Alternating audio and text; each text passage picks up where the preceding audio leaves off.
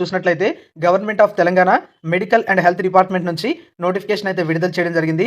ఈ నోటిఫికేషన్ ద్వారా కొన్ని రకాల ఉద్యోగాలను భర్తీ చేయడానికి జిల్లా కలెక్టర్ గారు ఆదేశాలు అయితే ఇచ్చారు. ప్రస్తుతం ఈ నోటిఫికేషన్ అనేది రాజన్న సిరిసిల్ల జిల్లాలో ఉన్నటువంటి ఖాళీల భర్తీ కోసం ఆ జిల్లా కలెక్టర్ ఇచ్చినటువంటి ఆదేశాల మేరకు డిఎంహెచ్ఓ ఆఫీస్ నుంచి విడుదల చేయడం అయితే జరిగింది.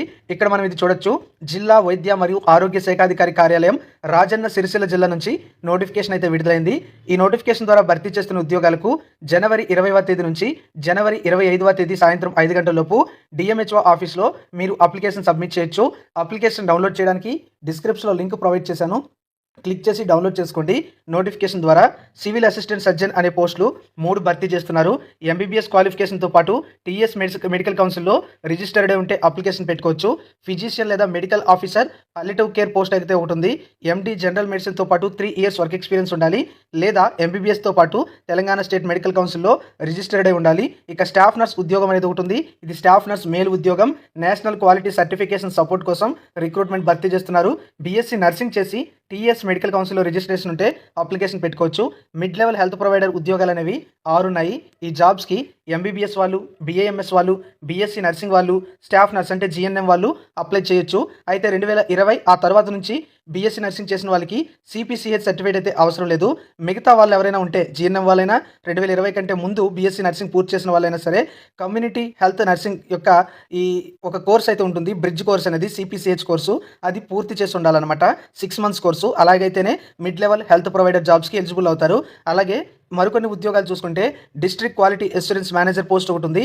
ఎండిహెచ్ఎం లేదా MBA in hospital management or health care మేనేజ్మెంట్లో చేస్తుండి 3 ఇయర్స్ ఎక్స్పీరియన్స్ అనేది హాస్పిటల్ అడ్మినిస్ట్రేషన్లో ఉంటే అప్లై చేయొచ్చు. ఇక ఎంపీహెచ్ఏ ఫీమేల్ పోస్ట్ అయితే ఒకటి ఉంది. దీనికి ఎస్ఎస్సి క్వాలిఫికేషన్ తర్వాత MPHW female training certificate course అనేది చేసి ఉండాలన్నమాట. లేదా 2 years intermediate vocational MPHF women course అనేది చేసి ఉండాలి. 1 ఇయర్ క్లినికల్ ట్రైనింగ్ ఎక్స్పీరియన్స్ అనేది గవర్నమెంట్ హాస్పిటల్లో ఉన్నా కూడా అప్లై చేయొచ్చు. మరి ఇందులో ఏ ఉద్యోగాలకైనా ఎలిజిబిలిటీ ఉంటే రాజన్న సిరిసిల్ల జిల్లాకు సంబంధించిన అభ్యర్థులు లోకల్ అవుతారు. మిగతా జిల్లాల అభ్యర్థులు నాన్ లోకల్ అవుతారు. మిడ్ లెవెల్ హెల్త్ ప్రొవైడర్ ఉద్యోగాలు అనేవి జోనల్ పోస్టులు కావచ్చు. కాబట్టి ఈ ఉద్యోగాలకు సంబంధించి ఈ జోన్ వాళ్ళు లోకల్ వాళ్ళు అవుతారు, మిగతా జోన్ల వాళ్ళు నాన్ లోకల్ అయితే అవుతారు. ఈ విధంగా ఈ పోస్టులకు సంబంధించిన వివరాలు ఉన్నాయి. మీకు ఎలిజిబిలిటీ ఉంటే రాజన్న సిరిసిల్ల జిల్లాలో ఉన్నటువంటి సమీకృత జిల్లా కార్యాలయాల సముదాయంలో జిల్లా వైద్య ఆరోగ్య శాఖాధికారి కార్యాలయం అయితే ఉంది. అక్కడికి వెళ్ళి అప్లికేషన్ అయితే సబ్మిట్ చేయొచ్చు. అప్లికేషన్ సబ్మిట్ చేసేటప్పుడు అవసరమైనటువంటి అన్ని డాక్యుమెంట్స్ కూడా యాడ్ చేసి అప్లికేషన్ అయితే సబ్మిట్ చేయండి. పోస్ట్ ద్వారా అప్లికేషన్స్ అయితే స్వీకరించబడవు అని నోటిఫికేషన్లో ఇవ్వడం అయితే జరిగింది.